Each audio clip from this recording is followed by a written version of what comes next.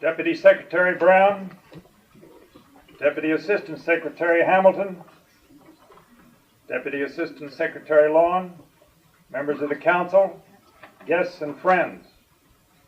On behalf of the Baltimore Council on Foreign Affairs, the Baltimore-Washington District Export Council, and the Maryland Office of International Trade, it is a great pleasure to welcome you this evening's celebration of World Trade Week. We are combining a regular session of the Baltimore Council on Foreign Affairs featuring an address by the Honorable Clarence Brown, a summary of Maryland's international economic policy by Governor Hughes, and the premiere of a slide presentation, A World of Opportunity for Maryland Exporters. Our intent is to contribute to the vitality of our community in the international marketplace. Allow me to make a couple of announcements, please. First of all, we'd like to thank the First National Bank for sponsoring this evening's reception.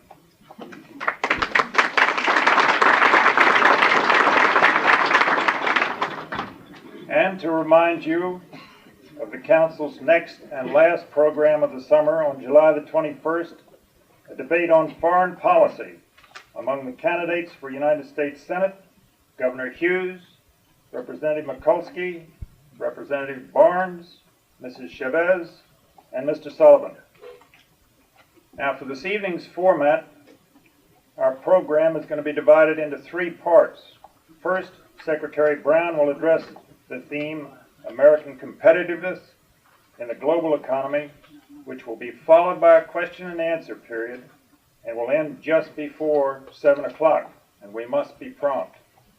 Second, Governor Hughes will summarize the place of Maryland in the international economy and emphasize present policy and future potential. Third, Mr. Douglas Crawford will introduce and show the slide, A World of Opportunity for Maryland Exporters. And this program will end no later than 7:30 p.m. Now to business. Over the past 2 years, the Baltimore Council on Foreign Affairs has had several programs under the theme, Strategies for Maryland in the Global Economy. During 1986-87, this theme will be treated comprehensively. An understanding of this nation's economic opportunities internationally is part of the perspective important to reflective Marylanders as the state's policy is developed. And the United States Department of Commerce has recently completed a 2-year study of American competitiveness in the global economy. Therefore, we are fortunate to be joined this evening to speak on that topic, the very capable Deputy Secretary of Commerce, Clarence Brown. Mr. Brown was first nominated to be Deputy Secretary of Commerce by President Ronald Reagan, July 6, 1983. He was confirmed by the Senate, October of 1983.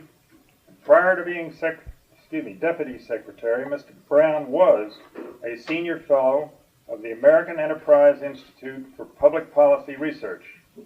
He was a member of the U.S. House of Representatives from the 7th District of Ohio from 1965 until 1983.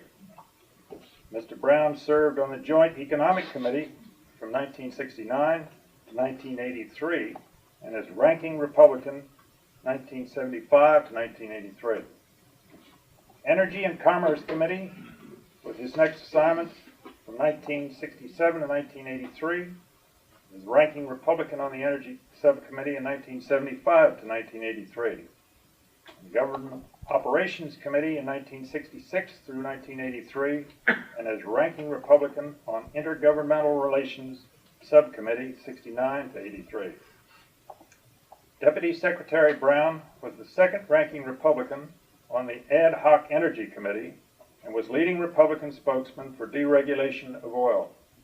He is a recipient of the prestigious Distinguished Service Award from the National Energy Resources Organization. In 1982, Mr. Brown was the Republican candidate for governor of Ohio. Prior to that, Mr. Brown was editor and publisher of several Ohio newspapers from 1949 until 1965, when he became president and chairman of the board of the Brown Publishing Company.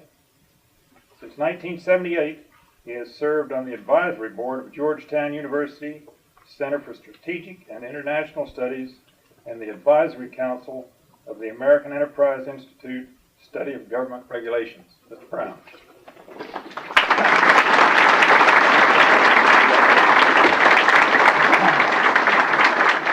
Don, thank you very much for that introduction.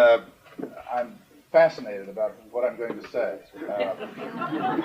It was so impressive. You could have left out the part about running for governor in 1982 if you'd wanted to shorten it, but I think I could run today in Baltimore because I brought you rain. I'm delighted to have the opportunity to be with you this evening and look forward to the remarks of Governor Hughes and others as our evening progresses. I want to also pay my respects to Dr. Bird, who I understand is the factotum of the Foreign Affairs. What was the word? Spark plug. Spark plug. All right. You're going to stay out of this, aren't you? Of the Foreign Affairs Council, and I'm delighted to see all the members of the Foreign Affairs Council here. They must be all here because this is a crowded room, and also those of you who serve on the Maryland-Washington Export Council. It really is a great pleasure for me to be here and to have the opportunity to consider with you today some of the issues that America faces in a world business environment. And I want to emphasize world. And one that is literally changing every day. What is appropriate today is not going to be appropriate tomorrow, and what is appropriate today clearly is different from what was the case a few years ago. Before I begin, I do want to recognize the members of the District Export Council, which we in the Department of Commerce rely on so much for their encouragement of others to export. They're here today, and several of them are here today, and I want to salute the work that they do. The District Export Councils are an essential part of America's efforts to increase our trade and our competitiveness. My version of it, this is not authorized by the Department of Commerce or my secretary, is that they work a little bit like Alcoholics Anonymous in reverse. If you get the urge to export, they will come over and sit with you until you do it. Because they have had experience and know how it's done and can encourage others to do it from their own experience. I'm looking forward also this evening to the slide presentation on export awareness that has been prepared under Doug Crawford's leadership, the David Wolper of Baltimore Trade. Come on, you've got to get with it quickly. David Wolper is the guy who put on the 4th of July extravaganza. And I understand that slideshow is going to be shown in every one of Maryland's 23 counties. I will be glad to take it to Garrett County on my way home to Ohio. And that it will also be shown in Washington as well as being shown here in Baltimore. I particularly want to salute Welt International and Ellicott Machines while I'm here today, because they have been named recipients of the E and E Star Awards. You'll be interested to know that Baltimore has had 19 E Awards and 9 E Star Awards in the last 20 years. That is an exceptional record for any community and any area organized around the District Export Council. I know also that representatives of the Automotive Parts and Accessories Trade Association are here this evening, and I congratulate you on having recently received an E Award at the hands of President Reagan. I've been asked to comment on America's trade situation and the prospects for the future. Well, I'm happy really to do this because I'm very encouraged about where we are going in the future. Let me say at the outset, though, that in a way, I wish we would get away entirely from the use of the word trade, because it tends to give too limited a sense to what's going on in the world today and to the issues that confront the United States in the world. It is not just trade. It is capital flows. It is investment. It is other relationships that are built up around our international involvements. And trade suggests a self-contained national economy that exchanges goods and services with another self-contained national economy. And that's not really what's going on today. It is not the reality that we face. The question today is how America, or rather better said in some ways even American-based firms, compete in an environment where production of goods and services is being integrated into a worldwide system. What's at issue is the totality of U.S. competitiveness and all the elements that contribute to competitiveness.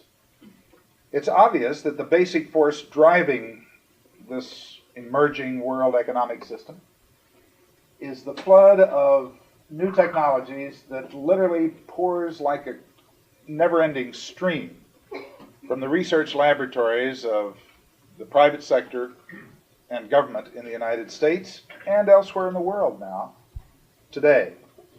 We're told by one of the smart economists in the Commerce Department, we have the Bureau of Standards and Economic Affairs and gather the statistics for the U.S. government and the Census Bureau and all those other interesting things. We're told that the world's body of scientific knowledge doubles every decade. I like that comparison better than the one that they used to use, which was that 90% of all the technology that we use today has been invented since the end of World War II. The reason I find that so personally offensive is that I graduated with a liberal arts degree at the end of World War II, and I didn't understand the first 10% of technology that was available at that time. I am way behind. I have a daughter studying industrial engineering, however, and I'm sure my old age will be taken care of. What happens with all this, however, is that it's producing technology so rapidly that it becomes obsolete, literally, within a few years, 5 to 7 on average. Unless, of course, you're in the computer or some kind of electronics field, and then it's 3 to 5 years.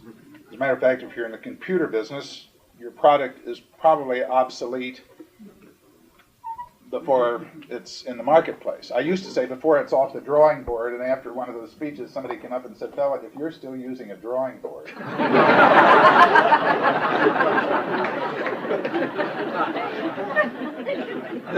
Well, the point is that product life cycles are getting shorter. With such change pulsing through the economy so rapidly, every American corporation, I used to say every major corporation, but I think every American corporation is forced to redefine what business it's in and to do it almost on a continual basis. It is no surprise, perhaps, then, that 23% of the largest 850 corporations in the United States in the past 2 years, that is 1984, 1985, have undergone operational restructuring, a term which means that what they have done is change their patterns for buying, selling, producing, even change the lines of business they're in by consolidating their business or selling off certain parts of it, closing down other parts, or entirely inventing new parts of their business. Almost a quarter of all the major businesses in the United States, for all companies, research, finance, production, marketing, are now tied or being tied to a worldwide network. I'm in the country newspaper business back in Ohio, and my first reaction is that, well, we're not in any kind of a worldwide connection. We are just a little country newspaper discrete to that county or that suburban area. Of course, all of our paper comes from abroad. Our presses now sometimes are not made in the United States. And then I began to think, maybe I'm right after all. We are all tied to this worldwide economy. In research, Japan, Germany, and France have all set up operations in the United States to tap the best available research from American universities and institutions in things like biotechnology, microelectronics, advanced computers, fiber optics, and I could go on. In finance, a single, worldwide, integrated, electronic, around-the-clock market for currencies, assets, liabilities, and risk instruments is now being put in place. Post a few months ago had on the masthead of its business section little clocks showing 24 hours and indicated which markets in the world were open during those 24 hours. If you want to stay up all night and have an unlimited credit card on your phone, you can trade any place in the world. But pretty soon you won't have to do that. You just put it in your computer, time it for where you want it to go in the world, and you'll be able to take care of it that way. In manufacturing, we see microchips that are designed in California, fabricated in Scotland, tested and assembled in the Far East, and then returned to America for sale. It is a global manufacturing process.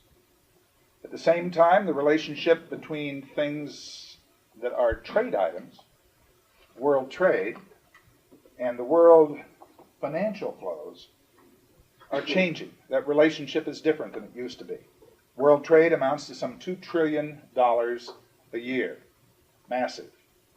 But the London Eurodollar market turns over about $300 billion each working day, or $75 trillion a year. That's roughly 25 times the amount of world trade in goods and services.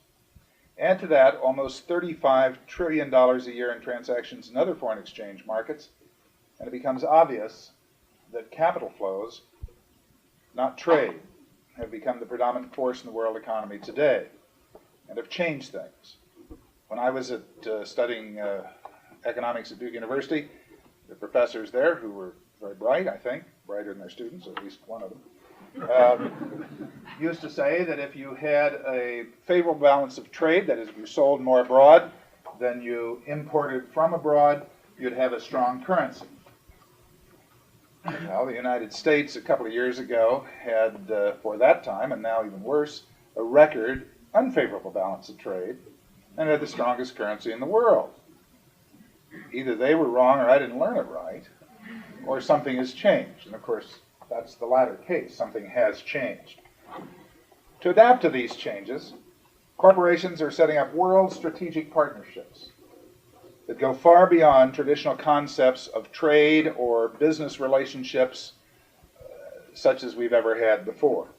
GM, Ford, Chrysler have all joined in one way or another with Toyota, Mazda, Mitsubishi, and Isuzu. Young and Rubicon linked up with Dentsu, an advertising agency of Japan.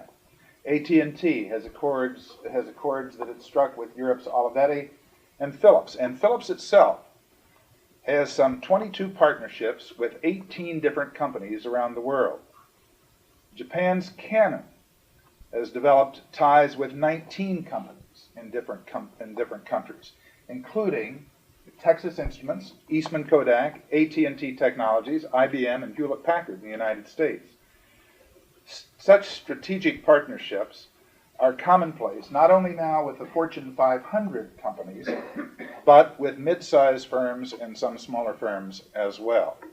And they are changing the nature of business as we think of it, because the corporations are now integrated worldwide, and they are not thinking in many cases of themselves as US, Dutch, British, or German or Japanese firms. It's against change of this scope that both we in the government and you in the private sector have to decide how America can best compete for the markets of the world and what our approaches should be. Of course, we could just try, as some have suggested, and build a wall around America, rely on our research base, the biggest and best in the world. Our raw materials, God has blessed us with a good many, even rain today. The size of the U.S. market, which of course is the biggest in the world and everybody wants into it, and protecting ailing industries and outmoded jobs and kind of keeping everything the way it is. Now, if we did that, if that was the pattern in the world, the Japanese would be in terrible shape, and some other countries would be pretty desperate too. And we probably aren't going to try it, because too many people still alive today have a memory of what happened when we tried it at the beginning of the 30s, a decade that was not known for its economic development, and the 40s, a decade that was not known for its peace and prosperity. But that seems to be what the omnibus trade reform bill of 1986, passed by the House last May, would urge us to do. This bill, under certain conditions, would require a 10% annual reduction in the U.S. trade deficit with Japan, Germany, and Taiwan. What that would do to total trade and these international flows of currency that I mentioned, not currency but capital, I leave to your imagination. Such a protectionist proposal ignores the reality of the world in which we live, which is different from the world of the 1930s, 40s, 50s, 60s, 70s, and early 80s. Such a protectionist proposal is just not where we need to go in the future. Yes, I have to admit that we have some severe problems that have hit specific industries in the United States. I wouldn't be here today if I didn't know that that were true. It's certainly true in Ohio when I was running for governor. Not without difficulties. But America is not deindustrializing. Our manufacturing sector has contributed roughly the same percentage to the GNP for the past 30 years, and that isn't changing.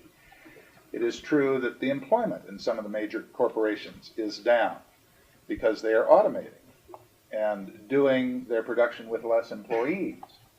But it's also true that those employees are finding jobs in other industries, and the new industries are developing the newer technologies.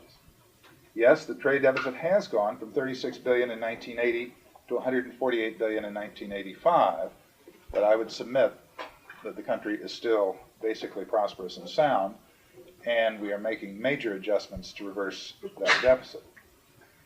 Discriminatory trade practices aimed at America haven't exploded in the past 5 years, and they do not explain the rise in our trade deficit. Those trade deficits stem mainly from changes in worldwide economic conditions. Our dependence, for instance, on foreign oil as a source for our energy. About a third of the trade deficit can be explained in one three-letter word, oil. Faster economic growth in the U.S. than in other nations is another factor. The dollar's appreciation, up until early 1985 at least.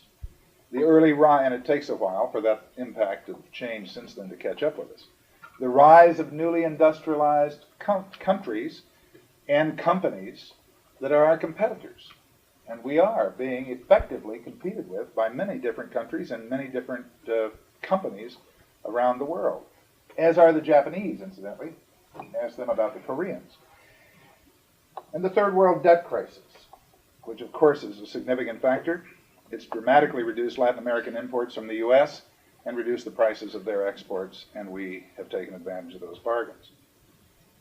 Protectionism is a short-term political expediency, but it is not a long-term formula for American competitiveness. If we really go to the root of America's competitive ability, Germany is not responsible for some American manufacturers who make poor quality products that can't compete in world markets. Japan is not responsible for declining U.S. educational results that force American businesses to spend over $16 billion a year just to teach workers that they've hired how to read and write and compute.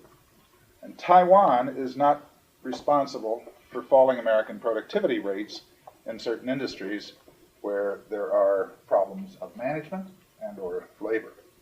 If protectionism isn't the right formula, then what is? Well, I would suggest to you that we have had a pretty good formula and that it seems to be working reasonably well, and I would call it the President's competitive strategy, and I think it's been relatively clear and consistent. It is a strategy based first on growth and not on protectionism. It is a strategy of maximum flexibility in order to permit industries and companies to adjust to change, and therefore it is one which calls for the government to move away, back from the private sector, both in the economic sphere, in the regulatory sphere, and in other areas. The first priority has been to reduce the burden of government on the private sector, corporate and individual, so that we can achieve non-inflationary economic growth. And inflation is at least one dragon, which if not slain, has certainly been put to rest for the nonce. At this point, we are in the 43rd month of an expansion that has averaged over 4% growth per year since it began. The current expansion has created well over 11 million new jobs, and over 3 million new businesses, and that's even more important.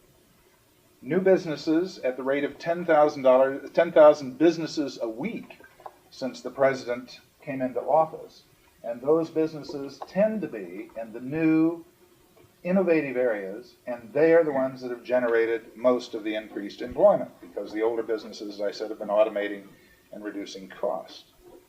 So that's the foundation of the competitive strategy of this administration: real economic growth. Secondly, the administration wants the dollar, the value of the dollar, to reach more realistic levels relative to the currencies of our major trading partners. Since it peaked in late February of 1985, the dollar exchange rate against the German Deutschmark and the Japanese yen has dropped about 35%, 35% lower than it was 16 months ago. Whether and how far the dollar will drop in the future will be determined by market forces. It is not so important how far it drops maybe with reference to the yen, but whether it drops with reference to two of our other major trading partners, Mexico and Canada, and there the balance has remained with the dollar strong and their currencies weak. A note of caution, however, dollar depreciation alone, at least of magnitude that's either feasible or desirable from this point on, cannot drastically reduce our trade deficit.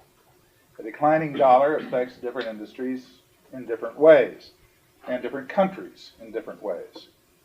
Other developments, such as a faster economic growth abroad, reduction of unfair trade practices, and a substantial easing of acute financial difficulties of several of the high-debt developing countries with which we have historically traded closely, are also extremely important to our future. Third, Treasury Secretary Baker has proposed a plan to help ease the debt problems of some of these developing countries. Getting the high-debt developing countries back on a growth curve is essential not only to their own good and the health of the world economy and the expansion of world trade, but it's very important to our national economic health in the long run also. The next point has been to keep trade as fair as possible by enforcing the international rules of trade in the world, as well as those unusual domestic rules that we have. So we've kept the heat on our trade partners around the world through anti-dumping and countervailing duty cases that have been brought not only by the companies or the industries themselves, but have been brought by the U.S. government in cases where we think it is significant. In fact, there has been over a 400% increase in initiating such cases between 1980 and 1985. We've taken steps to redress the U.S. EC imbalance, our nearest and closest political and economic allies. We reached agreement with the EC and others that are significant steel producers under President Reagan's steel quota program, which provides for voluntary restraints on most European steel exports to the United States through September of 1989, very similar to the VRA on automobiles reached with Japan. Talks on telecommunications trade barriers with Italy and Germany are underway. We've self-initiated investigations on unfair trade with Brazil on informatics, with Korea in insurance, with Japan on tobacco products, and so on and on. We've moved against Japan, as some of you are aware. It's still a current case in the dumping of 256K DRAM semiconductors. We're making protection of intellectual property rights, patents if you will, a major focus with all of our trading partners. And if they don't have patent protection comparable to ours because of the counterfeiting problems in the world, we aren't giving them some of the benefits such as GSP and other things that we have traditionally offered. And we're putting that pressure on countries at all levels. Finally, the administration has created a $300 million kitty, if you will, to be used to counter subsidized export financing of major projects that are done by many other countries. In effect, we've said our pockets are deeper than yours are. If you want to play in this game, we will get into it too. It will help in going into the GATT round because it'll give us something to talk about that they can give up that will help our situation. With reference to the GATT round, 90 nations have now agreed to enter that new round of multilateral trade discussions in an effort to gain further trade liberalization in the world and to deal with some of the touchy problems that all of us face. During this new round, the administration plans to pursue issues of such things as trade and services, a brand new field, because it was goods that were covered by the previous rounds, not very much in the way of services, if anything. Services are a big part of world trade today, as they're part of all national economies. Improvements of current GATT rules in agriculture, a touchy subject for every country. Safeguards, that is, some automatic things that will trigger actions around the world in reaction to improper actions by others. And some new methods of settling disputes quicker than have been the case in the past. The administration wants to revise our antitrust laws domestically and make our corporations more competitive and reduce the prospect of penetration of U.S. markets by the mere expedient of a foreign company buying into that market by buying up one of the companies that a domestic competitor could not buy under our antitrust laws. And we have many examples of industries that have been, if you will, Europeanized or taken over by foreign competitors where American competitors can't do it. In addition, the administration is reviewing its domestic policies in such areas as the impact of Superfund on trade or product liability and what that does to disadvantage American companies in world markets. So this, in sum, is the competitive strategy that the President has laid out for America. Every sector plays a part. I believe we're making rather substantial progress. And in this context, I have to close by again saying that I want to salute the work of the district export councils. Because when we set up the strike force and said, give us the examples that we can take to foreign governments of unfair trade practices that we want to address, they came forward with recommendations that we have been utilizing. The Baltimore Council on World Affairs, any world affairs group, helps us in alerting the consciousness and the conscience of other Americans to the importance of world trade. And here in the state of Maryland, you are doing exceptionally good work through state government and other agencies to expand trade in the world. Exporting is essential to America's future. And you're setting a pace that the rest of the nation is going to be hard-pressed to keep up with. We're glad you're setting that rapid pace. There's a lot of hard work to be done, no question about that. And it is not going to be easy competitively in the future, for we are faced with a degree of change, first change, but after that, competitiveness from new sources, political problems, technological change, and of course the economic imbalances and social change, all going on at the same time, the likes of which I think that the world has not seen before. I think it's being managed reasonably well, difficult as it is. But it isn't going to be easy. It doesn't worry me, because capitalizing on the possibilities that change affords us is what we've all been about in this country for years and years. It is what entrepreneurship means, those new businesses that have been formed at a record pace for this country. And incidentally, it is what the American experiment was all about, and it's worked. Thank you.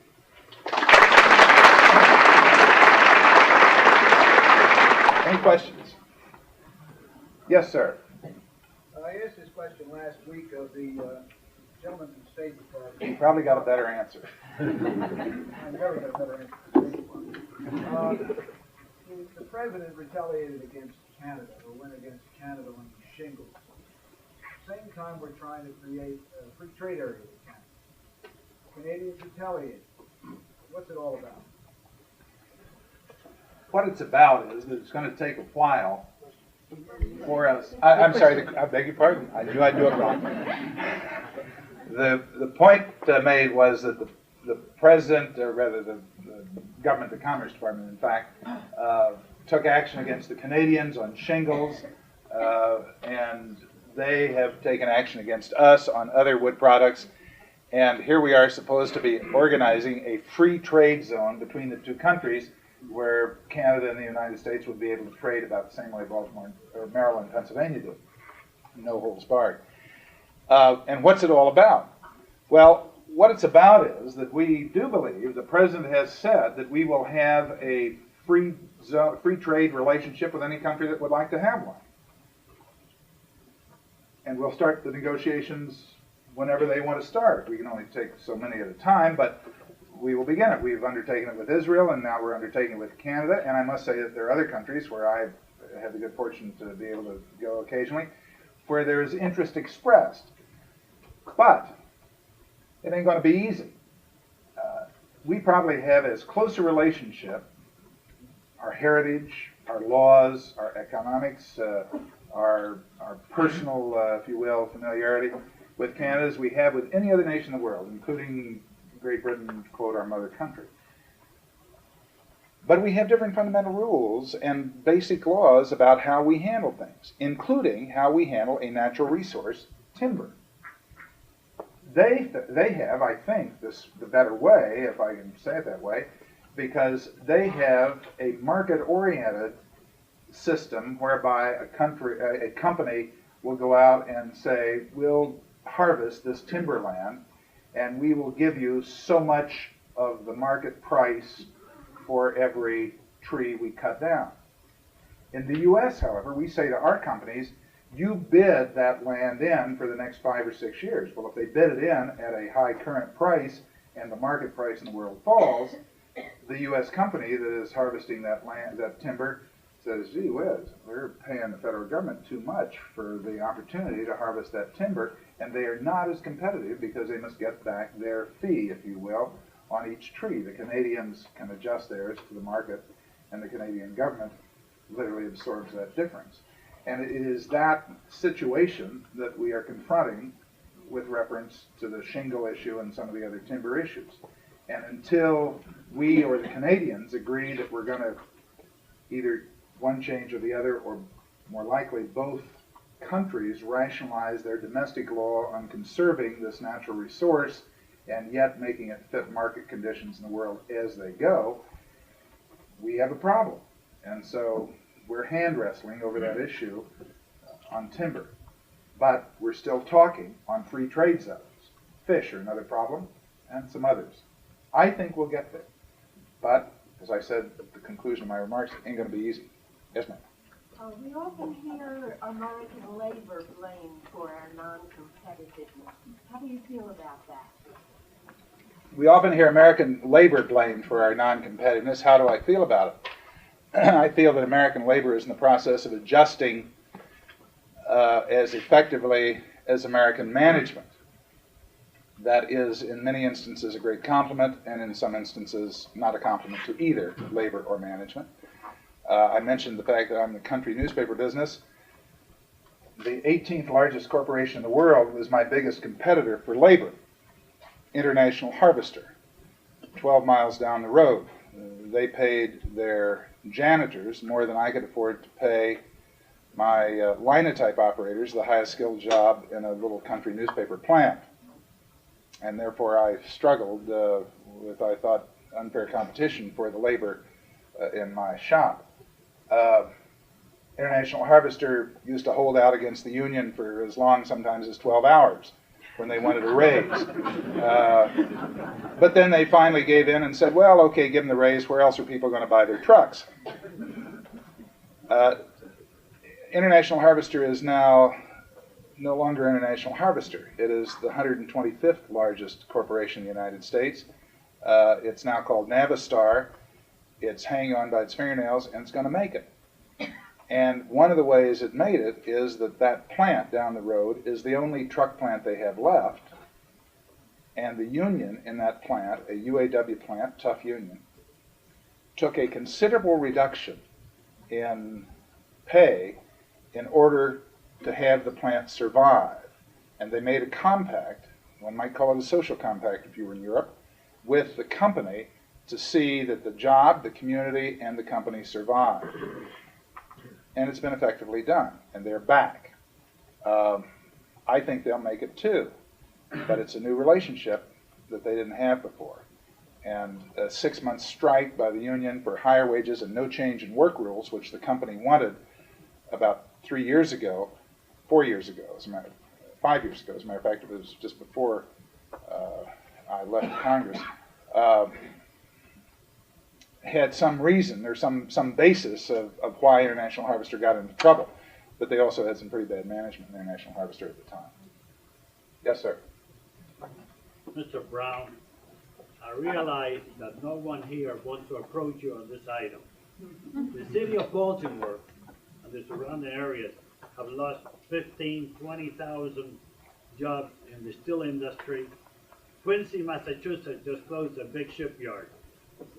In case of a national emergency, where are we going to go to build those ships that we need?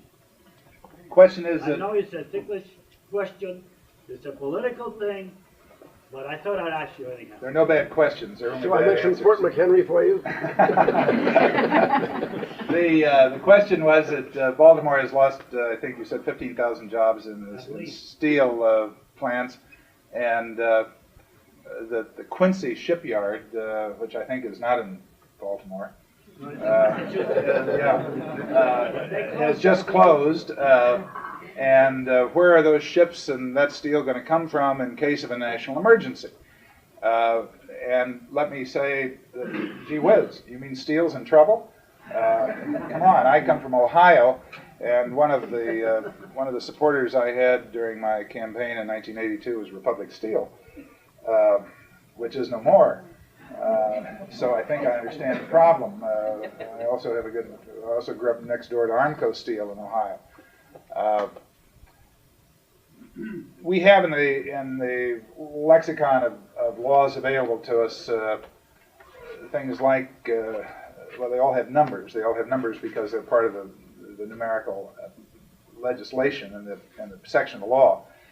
And we have something called a 232 case. The 232 case looks at the scenario for the next war. Always, I think, a slippery kind of basis to judge on, and I have to say that it took the administration a long time to say, what the heck, never mind what the next war is going to be like, how important is an industry. But we brought a 232 case a couple of years ago before the administration on machine tools, not on steel. I mentioned how the president has addressed the steel problem, and I'll come back to that in a moment.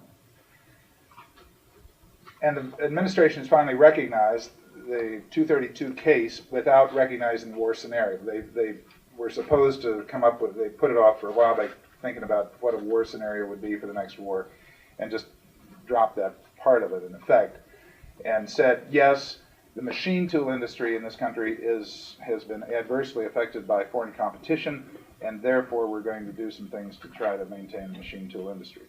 In steel, I think that recognition was made without going the 232 case route, and the president, in effect, sent Bill Brock, then the U.S. Trade Representative, around the world to negotiate with other countries in the world about their steel production, because every country of any particular size and capacity to do it has the macho within them to say, we want a steel plant for our country. And they put one up, sometimes historically with either World Bank or U.S. dollars, and then they say, gee, we got a little surplus here. What is the biggest market in the world that we could send our steel to? The United States, okay? And they sent it here at prices that don't exactly square with the highest paid, what was the highest paid domestic industry in the world, and some of the oldest steel mills. And so the result is that our steel industry has been adversely affected. But the president took a couple other things into account. He took into account the fact that worldwide there's more production of steel than there is capacity to consume. And why is that? Well, because this building was probably built in great measure with pre-stressed concrete, what isn't glass, and so there isn't as much steel in buildings. And automobiles are now plastic, and several other things have meant that we now have about half as much steel in every $1 billion of growth in the GNP as we had 25 years ago. So steel consumption relatively is down and production worldwide is up. How do you deal with that problem? The quota was negotiated successfully, and it said everybody is going to have to take a little bit of a fall on steel.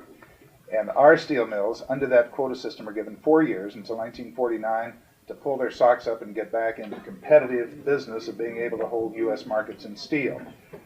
With reference to shipbuilding, I might have at one point pointed to the Japanese and said they took away that Quincy shipyard. Now it's the Koreans that are taking the shipyard business away from the Japanese. We haven't, I don't know, I should ask one of my assistant secretaries whether we've looked at shipbuilding. I don't think we have quite, but it is a problem for us, as are some of the other things in shipping in the U.S., such as the cost of shipping in American bonds. Can we go to another? Yes, sir. Can you comment on the increased practice of barter in international trade and how that might impact on the middle manufacturers? The question is, can I comment on the increased practice of barter as opposed to sale for currency or for capital in other forms, and how it might affect bankers and others in the barter business? I can comment on it. I can comment on it in about the same way that my wife comments on teenage pregnancy. She does not like to think about it because we know it's there and that it happens and that things go on, and yet in the Commerce Department we are not enthusiastic about it because we think it has many risks for those people who participate in it. It's a little hard to keep track of. And also because we tend to live by orderly rules and regulations like the multi-fiber agreement, and when somebody sells something and says, okay, those of you in Peru, instead of taking your currency, we will take some textiles, we say, okay, you take the textiles, but you don't take them here, because we've got rules about how many we can get in from that country, and so they then sell them to someplace else, and that country says, wait a minute, and comes back to the U.S. and says, why is an American company selling Peruvian textiles to us and outside the agreements that we have? It is hard to address from the kinds of international regulations we have under GATT and under some of these other agreements. And my only advice to a banker, and I'm not in the banking business, is look out when you get in that business. Sears World Trade. Sears, one of the best trading systems in the world, has been at it for some time, and I think they have yet to turn a profit at it. Other questions? Yes. I was wondering if the value of the dollar hasn't increased our exports abroad, or it should increase our exports abroad. Has that increased our problems with protectionist barriers with other countries? Have you found yourself running into more? The devaluation of the dollar, or rather the reduction in value of the dollar, I think devaluation is too strong a term, or not a term that I would choose to use. How has that impacted the reaction of other countries? Have they become more protectionist? And what has it done for our trade? We think that the reduction in value of the dollar, what that does is the product that you're selling is denominated in dollars. The product that the other country or other company from another country is selling is also denominated in dollars, but that dollar, when the dollar was strong, is more of a benefit to them than it is to us. And so they can drop the price a little in order to get some more dollars. We think that that has had a positive impact on our trade flows. The Japanese automobile prices have had to go up in some instances. We've seen that. And other prices of foreign products have had to go up because the dollar has fallen. Now, clearly it hasn't helped much with Canada and with Mexico, and they're two of our strongest trading partners. And that's why I said until the dollar benefits all of the countries with which we trade, we won't really have had the benefit out of the change in valuation that we might have had. And it has, in some instances, stiffened the backs of the Europeans a little, and they've said, well, now, wait a minute, we're not going to give you agricultural benefits here and some other things. But I think, all in all, most countries have recognized that it has gotten the relationships in trade somewhat more in balance than they were previously. I hope that answers the question. It probably doesn't answer it thoroughly. Yes, sir? Is there any difference between voluntary trade restrictions and protectionism? The question is there any difference between voluntary trade restrictions and protectionism? Yes, willingness.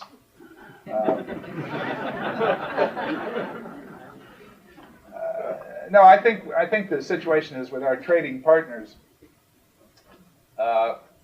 who have said, in steel, for instance, okay, we recognize you've got the biggest country in the world in terms of market. And we recognize that your industry is not so competitive, and we recognize, to come back to the point back here, that you're going to have a steel industry as we want to have a steel industry. We will help you adjust, and we will take our share of the fall. And that spread all around the world. I had a very interesting discussion with the Koreans one time who came in and said, you know, they'd come in and you offer them tea and the whole business, and then they said, we want to sell more steel into the United States. And I said, well, so does everybody else, and we don't want the steel industry passing laws through the Congress to prohibit you from selling steel in the United States at all. And so therefore, we don't want you to increase the pressure on American steel companies. And they said, oh, you misunderstand. We don't want to take any more steel business away from American companies. We want our share from the Japanese. And I said, I brightened because I thought this is my way out. And I said, gee, that's different. Oh, that's different. How do we work that out? And he said, oh, that's your problem. So that's kind of how we got a voluntary steel restraint, because everybody said, well, okay, I guess maybe that's our problem, and everybody kind of got together and said, all right, we will hold back a little. Voluntarism. Yes, sir. Mr. Banks, I've watched over about 15 years a lot of different policies of administration towards the export. And I'm just curious where the Export-Import Bank fits into your current strategy from a philosophical standpoint. Four square behind it, or is it off on the side? Where does the Export-Import Bank fit into our current strategy? I really am not, with reference to international trade, I really am not sure how to answer your question, because I'm not quite sure what's behind it. Okay. I've seen that bank be very effective when the current administration is strongly behind it and pushing it to improve export competitiveness or enhance export competitiveness. I've seen it be very ineffective when the opposite has been true. Where do you characterize this administration's stance toward the Export-Import Bank?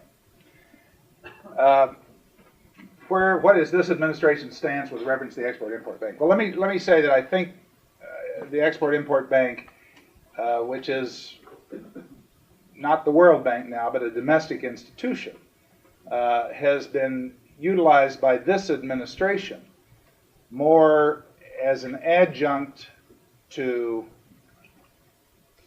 focusing it into what we think is sound international economic policy as well as political policy.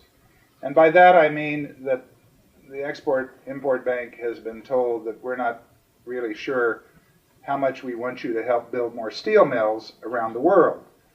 That may not be so good for the United States, may not be good for the world, and aren't there other things that you could do with the limited amount of money that you have to loan to an American company that wants to do business, going out there offering a service contract to do something? And so in effect, it is focused in certain countries, political use of political policy, I guess, and in certain projects where we think it will enhance that country's economy and the ability of American firms to sell their products or their services abroad. Much of the Export-Import Bank work is done in big projects such as power plants and so forth. But I think we have to recognize that other countries have the same kind of organization, and it is to some extent a subsidization tool for trade in those goods and services. And I think when the GATT gets together and discusses it, you will see that in this $300 million fund that I talked about, a subject of discussion in part of the discussion about the services industries. And there will be some focusing of that kind of thing into third world rather than into merely enhancing home country competitiveness of whatever that kind of bank financing is. I hope that's responsive. I'm not sure.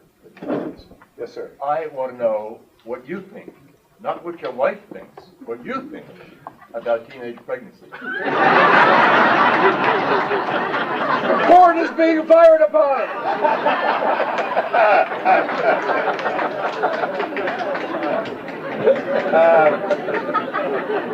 I can answer that question very easily. First, I've never tried it. Secondly, if I had, I wouldn't express an opinion on it to my wife.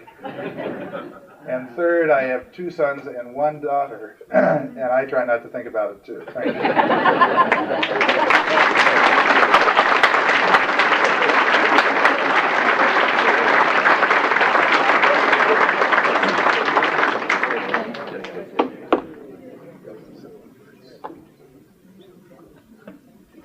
Mr. Secretary, I can assure you the fort is still there. Before we get on with the rest of this evening's matters, I would like to thank you sincerely for a very forthright and I thought a commendable handling of the questions. It might interest you to know that even though I have nothing to do with economics or anything like that, what I heard a week ago coincides almost precisely with what you said this evening. None of us must have been wrong. So government agencies don't always speak with a forked tongue. We sincerely appreciate your presence. Thank you. Ladies and gentlemen, the Governor of Maryland is here, and I'd like to take this opportunity to introduce the Governor.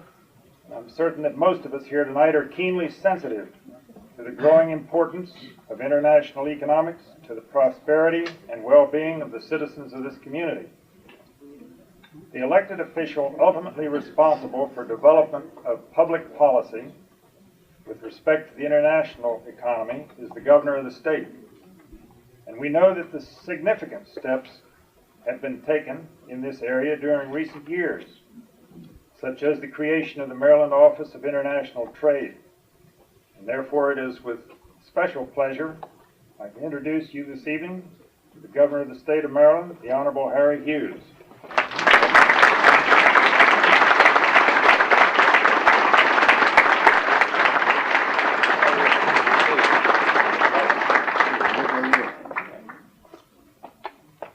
Thank you. Pat and I just walked in, and I got the impression I had the wrong remarks here, that this was a conference on teenage pregnancy.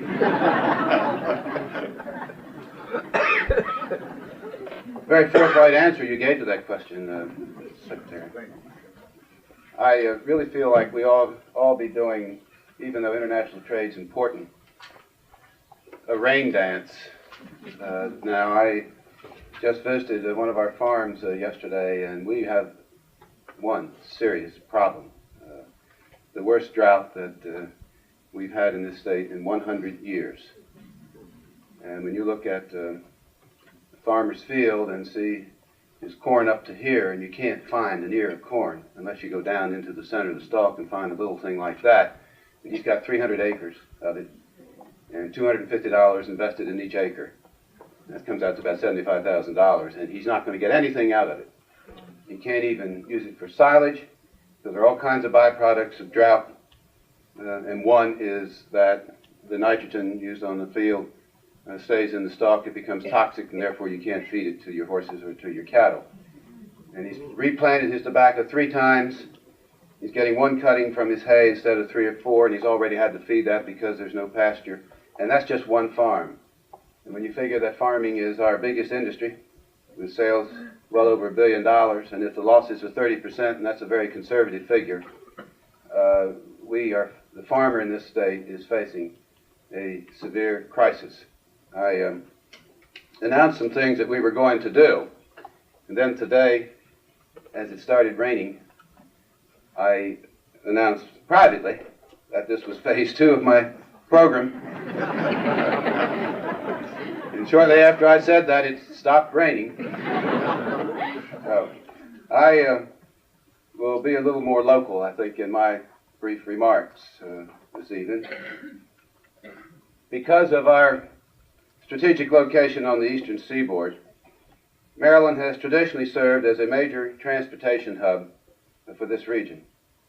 Obviously, it is no accident we're here tonight in Baltimore talking about export trade services, but after all, Baltimore is the economic engine for the state of Maryland, and I think most Marylanders realize that. Fueling the economy of Baltimore, of course, is the port, which has given the city, the state, and most of the Mid-Atlantic region an outlet to foreign markets for their goods and services. The importance of exporting Maryland products has been obvious since the colonial days, when the first hogshead of Southern Maryland tobacco was exported to Europe.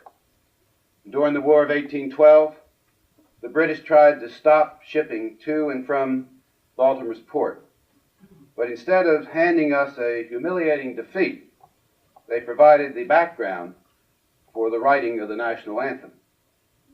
Today, products from all over the country are exported through Maryland, through the Port of Baltimore.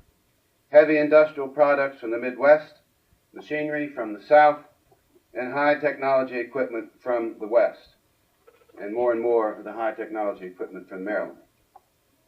Now, while Maryland has a long tradition in exporting products from other states, we have not placed sufficient emphasis on exporting our most important products, our own goods.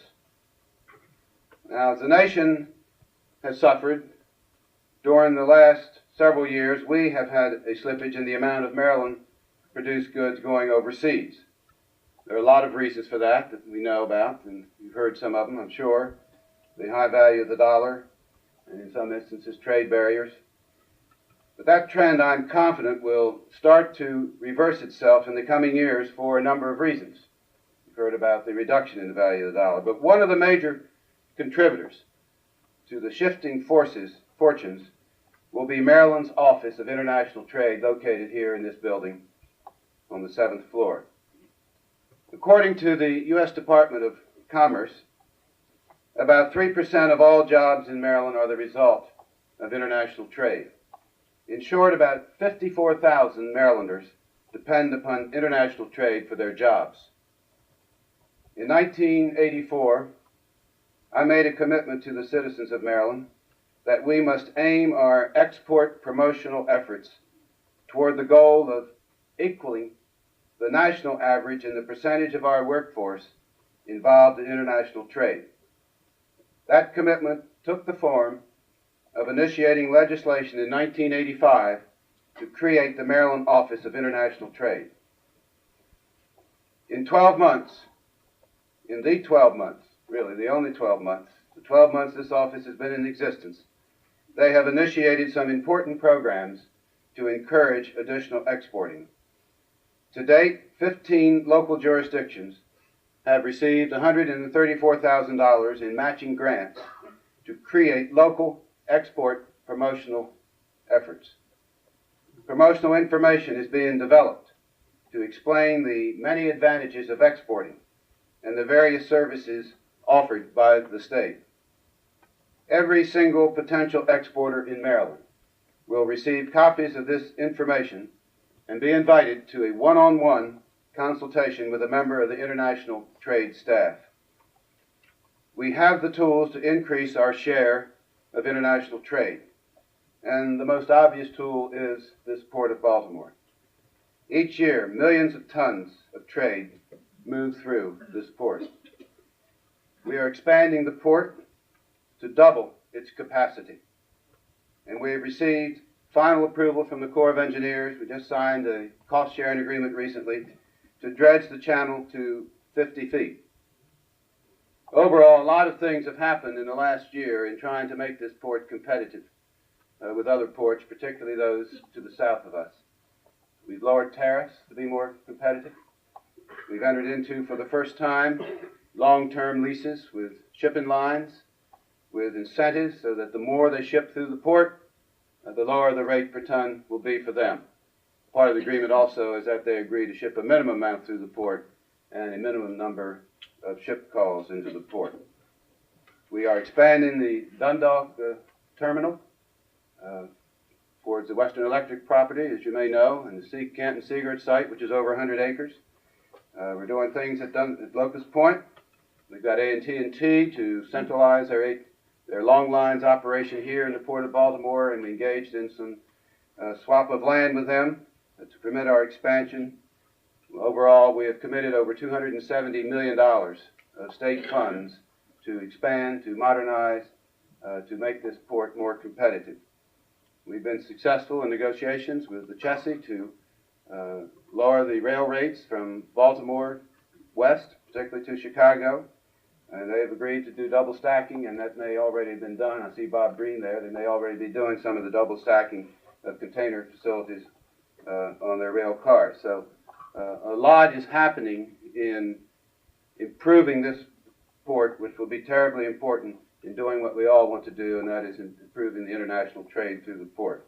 And these factors combined, I think, will provide increased use of the port for years to come.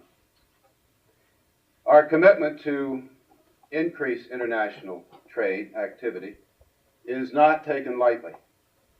We are aware of the many potential hazards and risks, but we are also very aware of the return we can receive on our investment. More jobs for Marylanders. That's what economic development is all about. That's a long word, economic development, but it really means just 4 letters, J-O-B-S, jobs. And so does international trade. I believe our commitment to the domestic and international business community to make Maryland and its products focal points in international trade relations will accomplish our goals. We've had that commitment in the past, not to the extent that we should have, but we have it now, and we will continue to have it in the future. Thank you.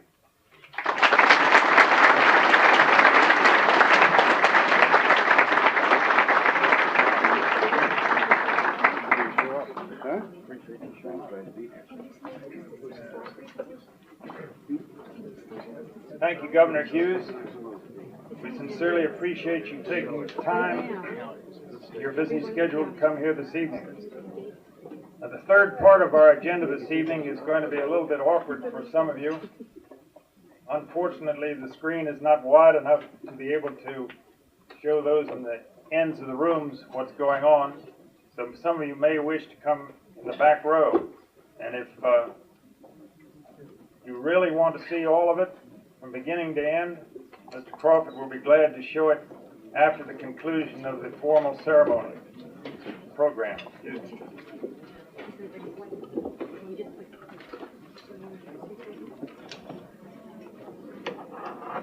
Increasing the export of our own goods and services is a very important part of Maryland's strategy in the international economy. The Department of Commerce has been in the business of encouraging and facilitating exports for decades. The Baltimore District Office of the Department of Commerce, headed by Ms. Laurie Silloway, is carrying on this long tradition with skill and enthusiasm. The Associated Maryland and Washington District Export Council, which is chaired by Mr. John Caffey, who recently retired from the post of Vice President and Managing Director, International Group McCormick & Company, brings private sector energy to this task of increasing exports. A particular and vigorous effort in this cause by the District Export Council is the slideshow presentation a world of opportunity for Maryland exporters. And to introduce this show, it is my pleasure to present to you the gentleman who is primarily responsible for it, and that is the Vice President of Dresser Industries, Mr. Douglas Crawford. Mr. Crawford, thank you.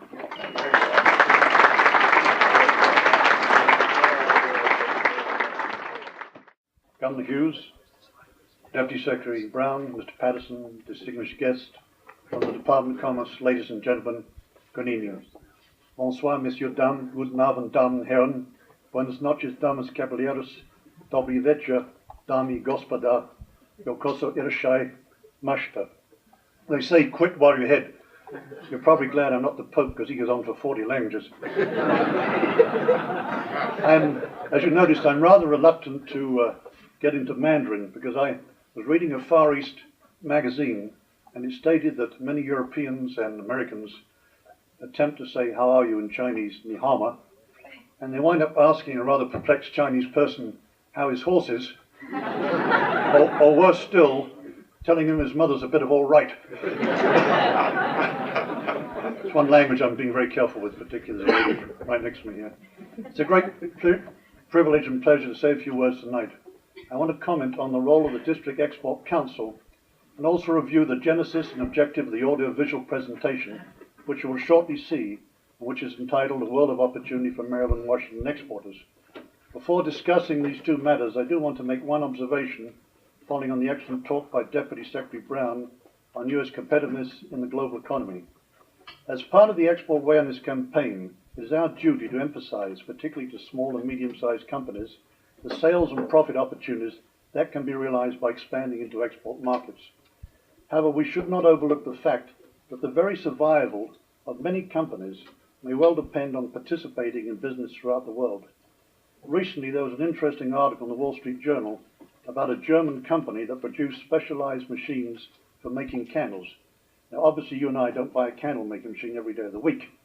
This company has sales of only around $5 million a year, but the president and two salesmen travel the world almost continuously, and presumably when there are too many candle making machines in Indonesia, they move on to Malaysia.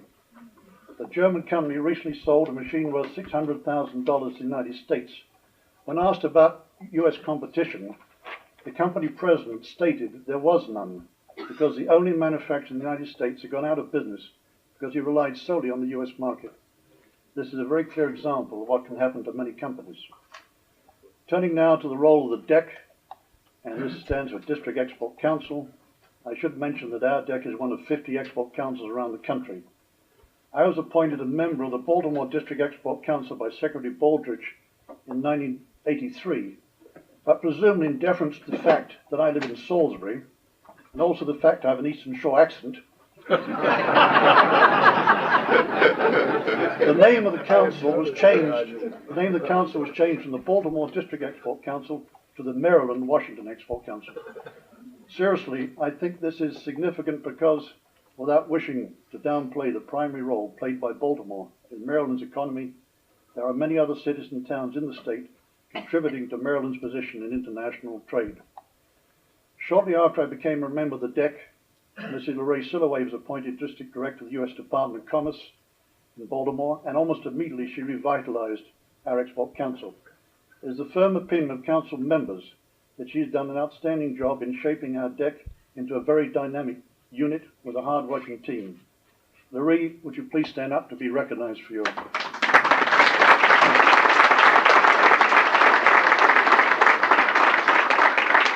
To give you an idea of the role of a District Export Council, your local DEC is comprised of 25 volunteer members from business, commerce, and academia, and has in the past year run seminars on the People's Republic of China.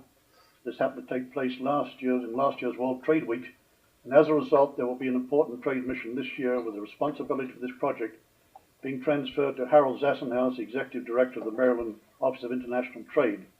Harold has only had this position since last year, and I'm sure he's here. Harold, I would like you to be recognized so that everybody knows where you are. Harold, are you there? Some in the background. Okay. Right.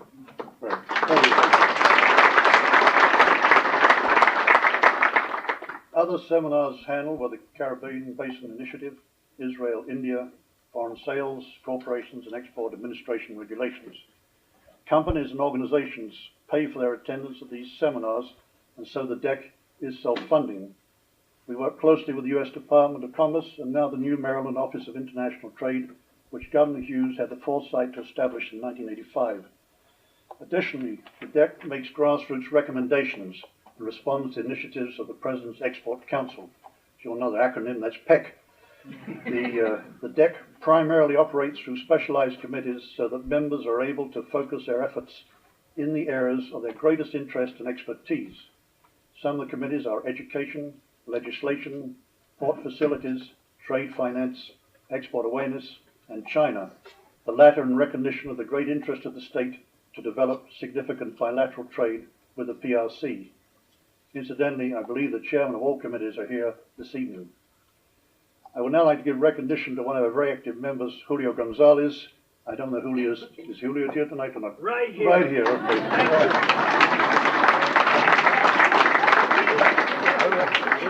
Julio has been a DEC member since 1977 and just recently gave us the Maryland-Washington Export Council banner that's being displayed this evening the first time. Muchas gracias para tu regalo, Julio. I believe this would be a good point to introduce also Jack Caffey, Chairman of the Maryland-Washington Export Council. Jack has recently, as you just heard, retired as Vice President, International Division of McCormick and Company. Jack, would you please stand up to be recognized?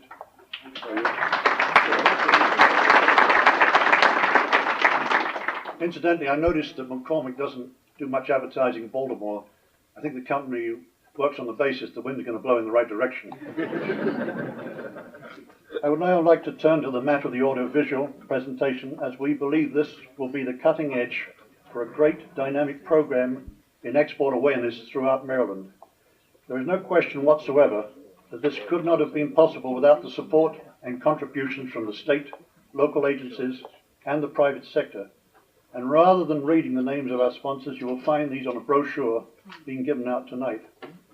Furthermore, this would never have been completed without the tremendous help received from Marie Silloway's office and from her staff of interns. The assistance of her interns was indeed essential in view of the increased influence of a couple of fellows called Graham and Rudman. Some of the interns who started in this project have since completed their time with the Department of Commerce and are back in college, but their successors are doing an excellent job in carrying this program forward.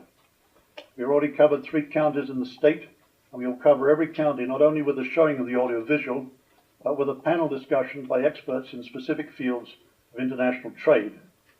Now, the genesis of this presentation is fairly simple. If you don't have a creative idea, there's nothing wrong with plagiarism. At the first National DEC meeting, which took place at the end of 1984, we saw an audiovisual presentation made by the District Export Council of the state of Arizona. This seemed to be an excellent tool, and at the Maryland-Washington Export Council annual meeting in 1985, it was decided to go ahead with a similar project. I should mention the great cooperation we received from the Arizona DEC in lending us their presentation and providing us with other information on their program. It is no surprise to me that Arizona, although landlocked, ranks 3rd in the union in terms of percentage of workers in the state employed for export trade. In January 1985, in my blissful ignorance, I thought we'd have this project all wrapped up by about May of last year. Then May passed, and I figured that the production time of this presentation would be rather similar to that of the gestation period of a human being, namely 9 months. It turned out to be the gestation period of an elephant, which is just over a year and a half for your information. Let me say that part of this time was devoted to raising contributions from state and local agencies, commerce and industry. And again, I would like to express my appreciation to all those organizations who made a major financial contribution and who, as you will see, are featured in this show. Now I believe it's time to move away from the podium so that we can all see the world of opportunity for Maryland-Washington exporters. After what they did to the film The Color Purple, I'm not sure we're going to get an Oscar this year, but we'll certainly be glad to have your nomination. Thank you very much.